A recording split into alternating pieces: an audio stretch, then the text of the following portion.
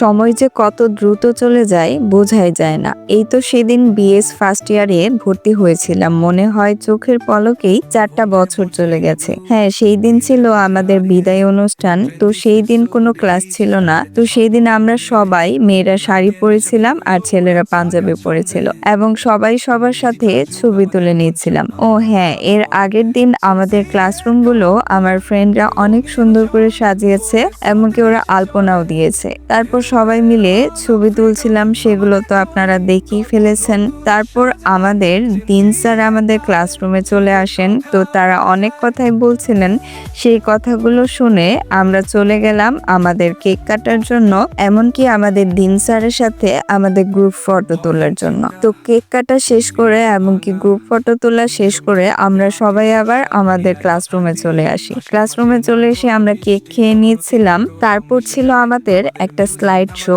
মানে পুরো 4 বছরের সবার কিছু মেমোরি একসাথে প্রেজেন্ট করেছিল। সেটাই আমরা সবাই মিলে দেখেছিলাম, আর সেটা এতটাই ভালো লেগেছে আমাদের সবার কাছে যে আমরা 2বার দেখেছি। তারপর যেহেতু দুপুর হয়ে গেছে, তো সবাই দুপুরের খাবারটা নিয়ে রুমে চলে আসলাম। হয়তো এভাবে আর কখনো একসাথে বসে ক্লাস করা হবে না, আর কোনো কুইজও দেওয়া হবে না। শুধু সামনে একটা ফাইনাল এক্সাম দেওয়া হবে সবাই একসাথে। আর সবাই একসাথে 4 বছরের জার্নিটা বেশ ভালোই ছিল। তো আমার ভিডিওটি যদি আপনাদের ভালো লেগে থাকে তো অবশ্যই ফলো দিবেন। আর থ্যাংক ইউ ফর ওয়াচিং। আল্লাহ হাফেজ।